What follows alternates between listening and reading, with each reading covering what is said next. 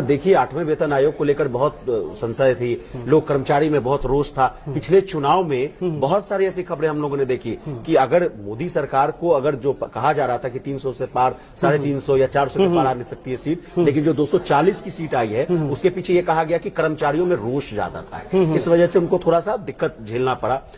तो अचानक से ये करना कि कर्मचारियों के हित की बात करने के लिए, फिर अजय दुआ साहब कह रहे हैं कि नहीं, जो शिव गोपाल मिश्रा साहब हैं जो आपके कर्मचारी संगठन के सबसे बड़े अध्यक्ष हैं, उन्होंने कहा कि 2.86, अगर मैं गलत हूं तो आप मुझे बोलिएगा, आप सही कह रहे हैं, 2.86 का फिटमेंट फैक्टर दिया। अजय दुआ साहब से मेरी बात हो रही तो वो सहमत होते हुए दिखे कि नहीं ठीक है, वो तो मांग रहे हैं तो ठीक मांग रहे हैं, अगर उससे ऊपर भी जाता है तो कोई दिक्कत की बात नहीं है, क्योंकि बहुत महंगाई की मार पड़ चुकी है। लेकिन जब मैं इनसे बात किया, सुभाष चंद्र गर्ग साहब से बात किया जो पूर्व ब्यूरोक्रेट हैं, वो कह रहे हैं कि 1.92। अब ये पूरा जो गणित है, फिटमेंट फैक्टर वाला जो मामला है कि 2.86 मिलेगा, 1.92 मिलेगा, 2 मिलेगा, 3 से ऊपर मिलेगा, ये मेरे समझ से बाहर है। इसी कैलकुलेशन को समझाने के लिए हमने आपको आज न्यूज रूम में बुलाया। 8वें वेतन आयोग आ जाएगा, पुरानी पेंशन स्कीम हम दे देंगे, तो उसकी जो संख्या जहां तक मैंने कैलकुलेट किया है 1,15,00,000 के आसपास है। स्टेट राज्य कर्मचारियों को जोड़ दीजिए और केंद्र सरकार के कर्मचारियों को जोड़ दीजिए, तो करीबन यह आंकड़ा जो बैठता है 1,15,00,000 के आसपास है। अब इकोनॉमिस्ट कहते हैं कि 1,15,00,000 लोगों के खाते में अगर हमने पैसा दे दिया, लाख रुपए, 1.25 लाख रुपए दे दिया, तो उससे क्या पूरे देश 140 करोड़ की जनता की आबादी का पैसा सर्कुलेशन, कंजम्पशन बढ़ जाएगा क्या? नहीं, आप 140 करोड़ लोगों की संख्या से उसको कंपेयर मत करिए। देखिए, इनडायरेक्ट टैक्सेस सभी दे रहे हैं, वो 139 करोड़ लोग भी दे रहे हैं और 1 करोड़ जो लोग सैलरीड हैं वो भी दे रहे हैं, तो वहां तो कोई डिफरेंस आना ही नहीं है। वो तो बनिस्बत और ज्यादा दे रहे हैं क्योंकि इनका सैलरी से भी कट के आ रहा है, डायरेक्ट भी दे रहे हैं ना, साबुन, सोडा, तेल, नमक जो भी खरीद रहे हैं, इनडायरेक्ट तो पहले से दे रहे हैं, डायरेक्ट टैक्सेस भी दे रहे हैं, सैलरीड का उनका तो ओपन है, सारा कुछ ऑनलाइन है, छुपा भी नहीं सकते, वो तो दे ही रहे हैं।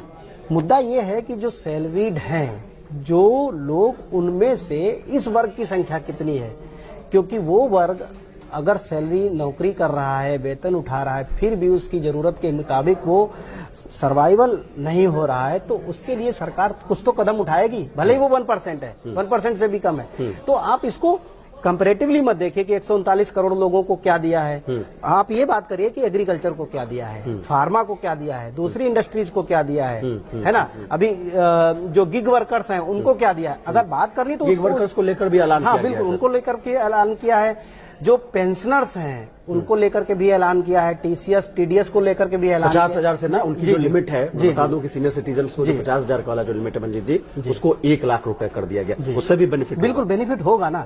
तो मैं ये कह रहा हूँ कि ये सेक्टर्स बटे हुए हैं, आप उनको सेक्टर्स की नजर से देखें, किसी एक, अब एग्रीकल्चर को फार्मा से कंपेयर करेंगे तो पॉसिबल नहीं है, नहीं पॉसिबल ही नहीं है। उनका रेवेन्यू, अमेरिका की एक कंपनी, किसी भी बड़ी कंपनी को, फार्मा कंपनी को उठा करके देख लीजिए, भारत की जीडीपी से ज्यादा उसकी सालाना की कमाई है। आप उस बात को कह रहे हैं कि एप्पल का कंपैरिजन जो है, एप्पल का कंपैरिजन एप्पल से करना चाहिए, ऑरेंज से नहीं करना चाहिए। बिल्कुल बिल्कुल बिल्कुल। लेकिन मंजीत बाबू, अब चलते हैं कहानी के पीछे।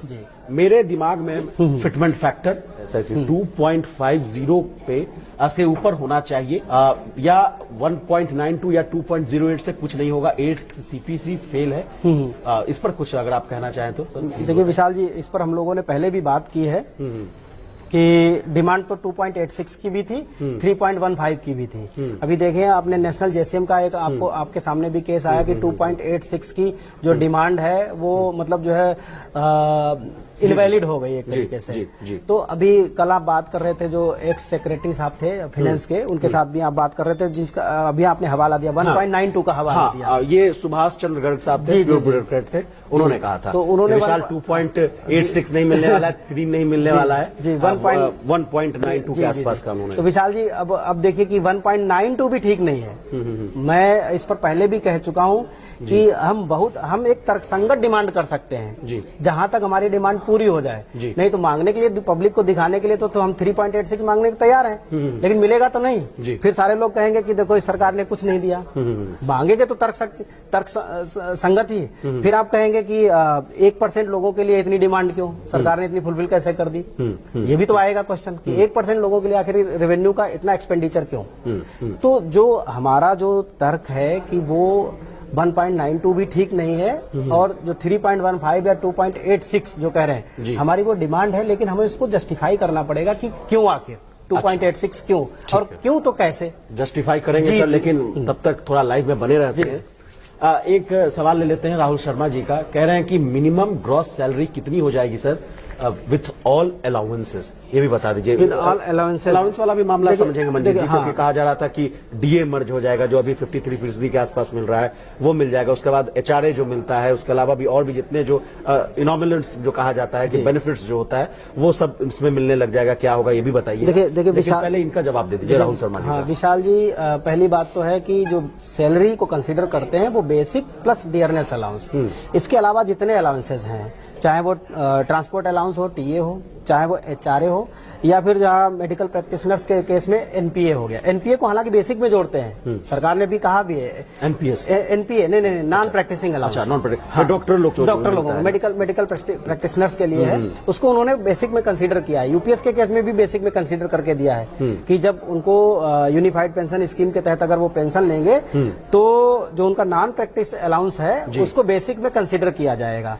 एवरेज सैलरी बनाते समय। ठीक है। तो जो हम बात कर रहे थे कि मतलब जो है टीए को, एचआरए को, अलाउंसेस को उनको अलग करते हैं। अच्छा। उनसे उनको साइड में रखते हैं।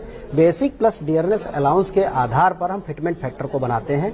ठीक है। क्या जरूरतें हैं आज के टाइम पर, एचडीआई को कंसीडर करते हैं, ह्यूमन डेवलपमेंट इंडेक्स को कंसीडर करते हैं, फैमिलीज में कितने मेंबर हैं, जैसे अभी तक चल रहा था कि 4 मेंबर को एक फैमिली माना गया था। हाँ। तो सैलरी का जो स्ट्रक्चर था वो 4 लोगों के परिवार के ऊपर था, मतलब हस्बैंड, वाइफ और 2 बच्चे जी।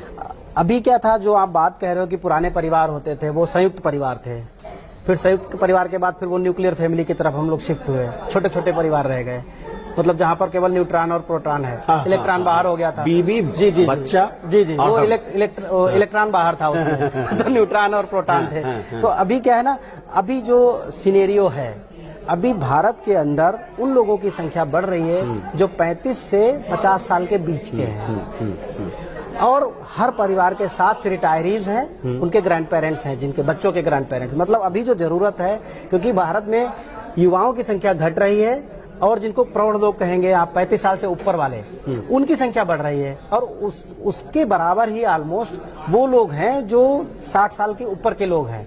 तो अभी जो जरूरत है वो 6 लोगों के एक परिवार को कंसीडर करने की है।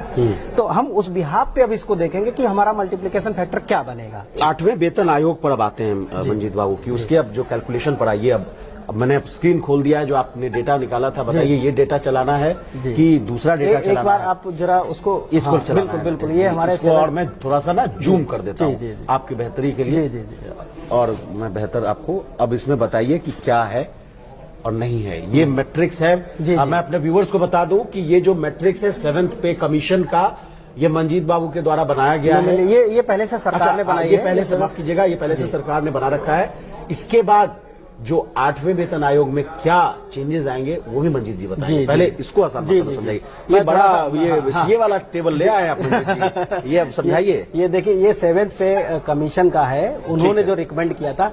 आप उसमें देखेंगे ये ऊपर पे बैंड है 5200 से 20,200। ये पे बैंड है, ये 5200 से लेके 20,200 का 1 है। ठीक है। और इसमें 5 कैटेगरीज है, मतलब ठीक है, यानी कि 1800 रुपए डीए मिलेगा। नहीं, ये ग्रेड पे है। अच्छा ठीक है, सॉरी ग्रेड पे, 1800 का ग्रेड पे इसमें जुड़ जाएगा, 5200 प्लस 1800 हो जाता है। ऐसे मत इसको समझिए। ठीक है, ये 1800 ग्रेड पे निर्धारित किया गया है, लेवल 1 है। अच्छा ठीक है। इसका बेसिक पे था पहले 7000। ठीक है ना। 7000 को मल्टीप्लाई किया गया, इसमें देखिए मल्टीप्लीकेशन एक फैक्टर लगा है 2.57 का। इस यहाँ पे बिल्कुल ठीक है ना। तो 7000 को जब आप मल्टीप्लाई करेंगे 2.57 से, तो बेसिक एंट्री पे जो आएगा वो 18,000 रुपए आएगा। Very good. ठीक है ना। ठीक है। इसी तरीके से जितने भी पे लेवल थे उनका बेसिक था पहले, यानी 6ठे पे कमीशन का बेसिक ये ऊपर लिखा हुआ है। ठीक है। 7,000, 7,730 और ये लास्ट वाला 90,000 रुपए का। ठीक है। इनका जो मल्टीप्लिकेशन फैक्टर 7वें पे कमीशन ने बनाया, उसको मल्टीप्लाई कर दिया और बेसिक एंट्री पे लेवल आपका तैयार हो गया। अच्छा ठीक है ना।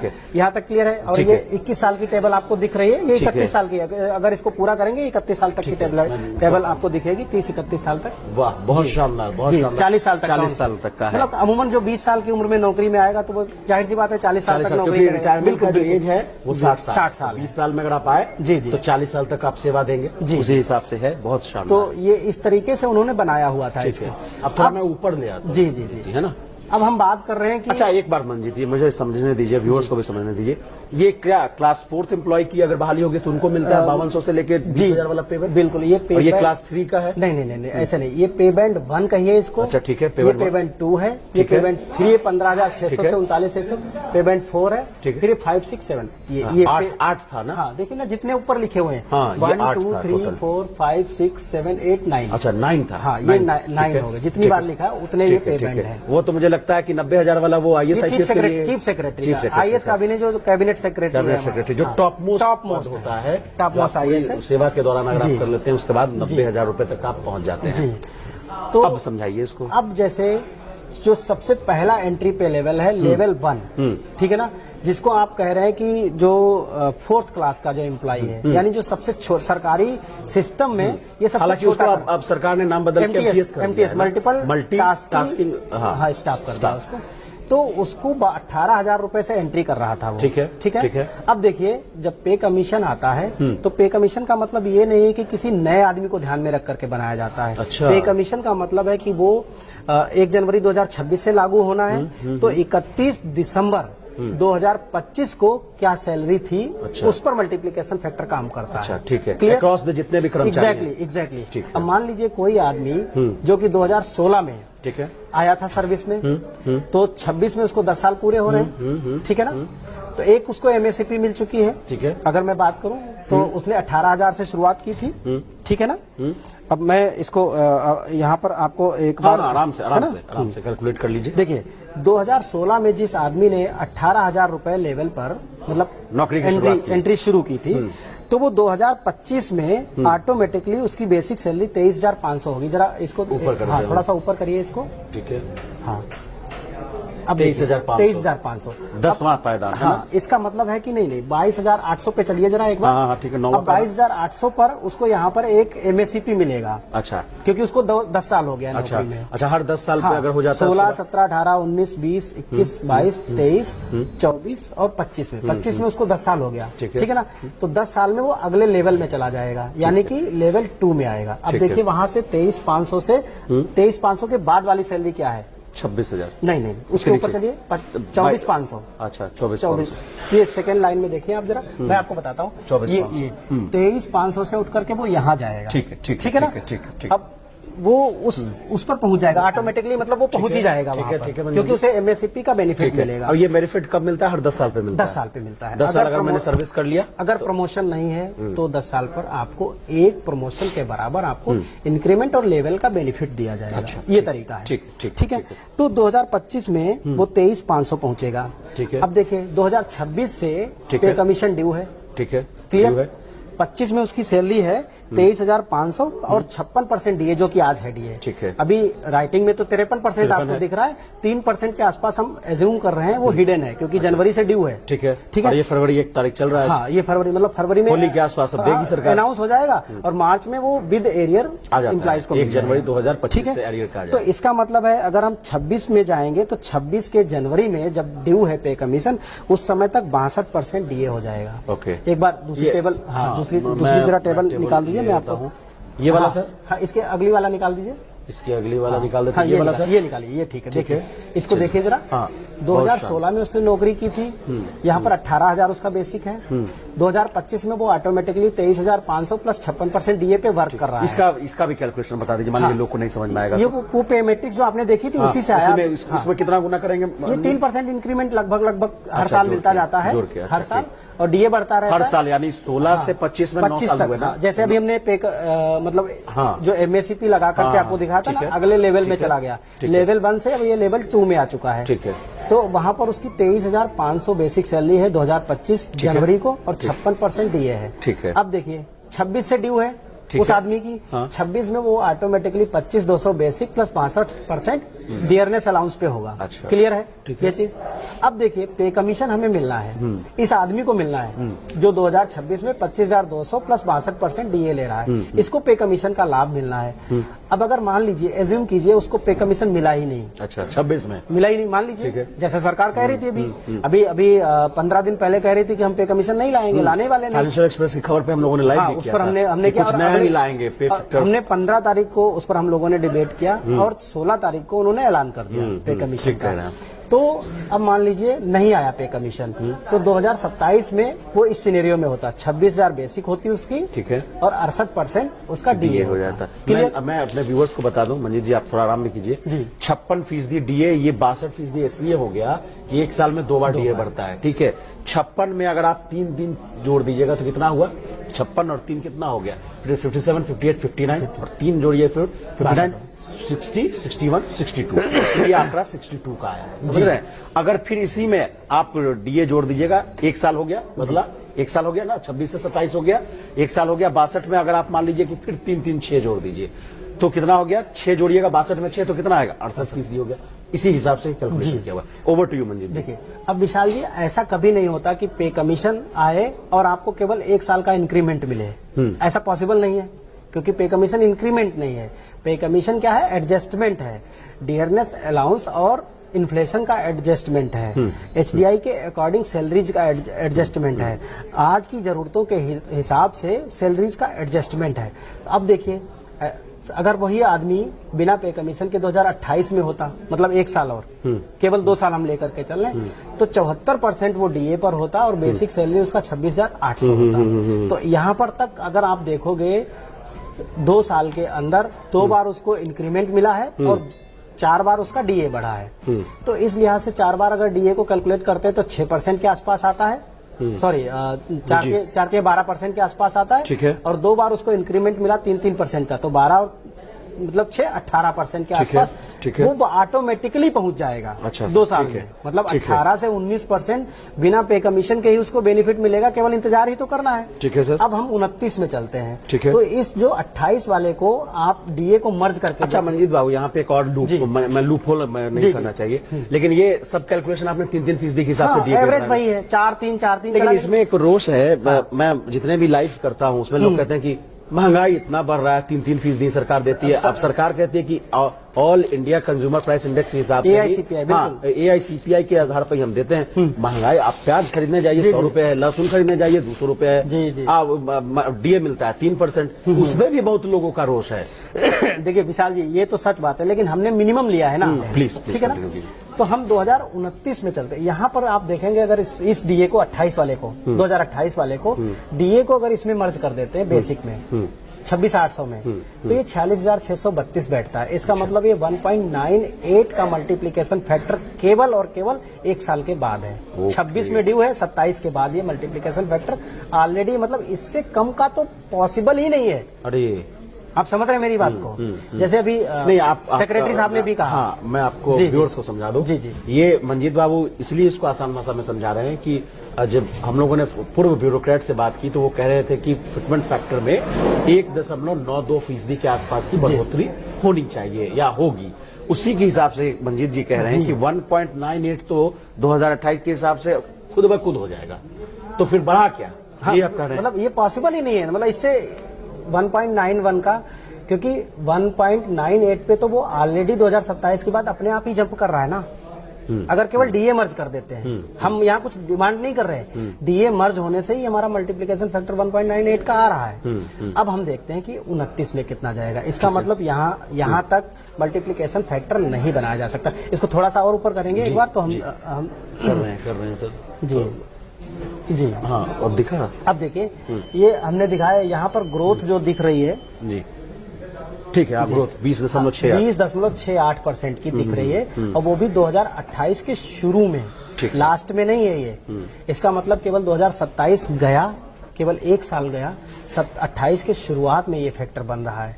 कभी भी ऐसे नहीं पॉसिबल है कि पे कमीशन आए, मल्टीप्लिकेशन फैक्टर बने और उस मल्टीप्लिकेशन फैक्टर का कोई भी इम्पैक्ट ना हो। एटलीस्ट पिछली बार हमें 34% का ग्रॉस पे बेनिफिट मिला था, तो हम मान के चलते हैं अगर बहुत कम देगी सरकार, बहुत कंजूसी करेगी, तो एटलीस्ट 25%, 26% तो देगी जी। अब ये आता है 20.68 अपने आप ही जा रहा है। ठीक है, इसके ठीक बाद वाले फैक्टर पे हम चलते हैं, नेक्स्ट फैक्टर पे, जी, क्योंकि जी। ऐसा नहीं हो सकता कि फैक्टर हम कोई अपनी मर्जी से बना लें। ठीक है मंजीत ठीक है? बाबू, ये चूंकि ना दिखेगा नहीं, आपको खुद से कोई दिखाना बात नहीं, पड़ेगा। कोई ये एक प्रॉब्लम आ रहा है। हाँ। इसको आप यहाँ से 26,800 का मल्टीप्लाई किया है जब हम लोगों ने, जी, तो वो आया है 18,000 गुने 2.10 का आंकड़ा जो बैठता है 37,800, उसमें ग्रोथ जो आपने बताया है बिल्कुल 29.6% का बताया है। तो इसका मतलब ये मिनिमम 2.10 का फैक्टर मिल सकता है। यहाँ पर हमें जो ग्रोथ मिलती है, एक बार यहाँ पर ग्रोथ दिखाएंगे, मैं अपने मैं 29.6%। हाँ 29.6%। जी। ये हमने निकाला है 2029 की जनवरी की सैलरी 27,600 का 80% डीए लेकर के 49,680 जो ग्रॉस बनती है, वहां पर आता है फैक्टर 2.10। यहाँ पर हम मान सकते हैं अगर सरकार मिनिमम देगी जी, तो इस फैक्टर को अप्लाई कर सकती है 2.10 को। अच्छा, ये फाइनल आप बोल रहे हैं? ये मतलब मिनिमम बता रहा हूँ मैं। मिनिमम। इससे नीचे सरकार नहीं जा सकती। अच्छा, 2.10 से मैं ये बात कहना चाह रहा हूँ, 1.92 नहीं, 1.98 नहीं, 2.1 मिनिमम। अब देखते हैं, अब जो हमने बात करी कि यहाँ पर इसको देखेंगे 29.6% का हमें ग्रॉस सैलरी पर मोटा-मोटी 30%। ठीक है, सरकार कंजूसी करके हमको 30% ग्रॉस दे सकती है, क्योंकि पिछली बार भी 34% दिया था 7th पे कमीशन में। तब लोगों को शायद ध्यान नहीं हो, उस समय जब हमें 2016 में 119% डीए था, और अभी कितना है 56 मान लीजिए 56%। उस समय जब मर्ज किया गया तो 119% था, और हमने ये भी देख लिया जब 2026 में होगा तो 62% होगा।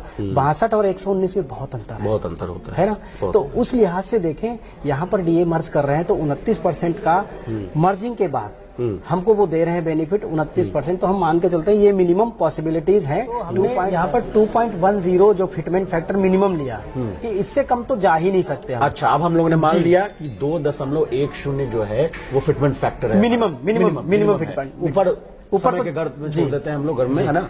चलो, तो अगर हम इस मिनिमम फिटमेंट फैक्टर को सभी 18 लेवल से मल्टीप्लाई करते हैं जो उनका बेसिक सैलरी स्ट्रक्चर था जी, तो 18,000 वाले का 37,800 बनता है, 19,900 वाले का 41,790 बनता है। ये आपको मिलेगा। सबसे लास्ट में जाके आपको 2.5 लाख वाला, हाँ, वो 5,25,000 के आसपास जाएगा।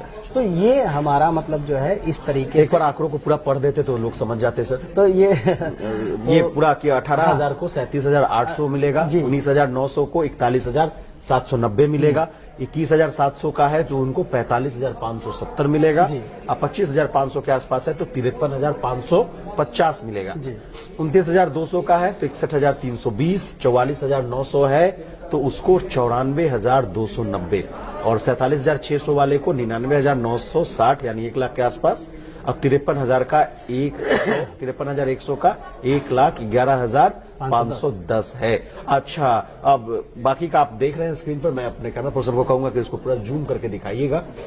अब बात पेंशनर्स की कर लेते हैं मंजीत बाबू। ये तो बात हो गया कि इसको फैक्टर तो सेम ही लगेगा। हाँ, नहीं, आओ अब आप बताइएगा क्या लगेगा, क्योंकि अब पेंशनर्स की बात करते हैं। पेंशनर्स भी हमारे देश में जो संख्या है उनकी बहुत अच्छी खासी है। एजिंग पॉपुलेशन जो है वो भी लगातार बढ़ रही है। लोग अब हालांकि रिटायर भी हो रहे हैं अधिक मात्रा में। तो पेंशनर्स का बात करते हैं। देखिए, जो भी 80 साल से पहले का जो पेंशनर है जी, देखिए 80 साल से पहले का जितना भी पेंशनर है, यानी 20 साल तक का जो पेंशनर हो गया, 60 साल के बाद 80 साल तक, तो क्योंकि तब तक उनका बेसिक पेंशन नहीं बढ़ाया जाता। पेंशन में बेसिक सैलरी पर इंक्रीमेंट नहीं लगता है, केवल डीए बढ़ता है, इसलिए उनकी पेंशन बढ़ती है। लेकिन जब 80 साल के हो जाते हैं तो उनका बेसिक चेंज होने लगता है। हर 5 साल पर 20-25% का उनको ग्रोथ मिलता है बेसिक पे। ठीक है। तो जिस तरह से हमने सैलरी रिवाइज करी, उसी पैटर्न पर उनका पेंशन भी रिवाइज होगा। अच्छा, ठीक। अब सरकार उनके बारे में क्या करती है, जो 80 साल के ऊपर वाले लोग हैं, हो सकता है उनके लिए कोई दूसरा मल्टीप्लिकेशन फैक्टर लाए या सेम मल्टीप्लिकेशन फैक्टर से उनको भी मल्टीप्लिकेशन का बेनिफिट दे। ये पॉसिबिलिटीज हो सकती है। इसके बाद आती है कि एचआरए और ट्रांसपोर्ट अलाउंस की बात करते हैं। जी।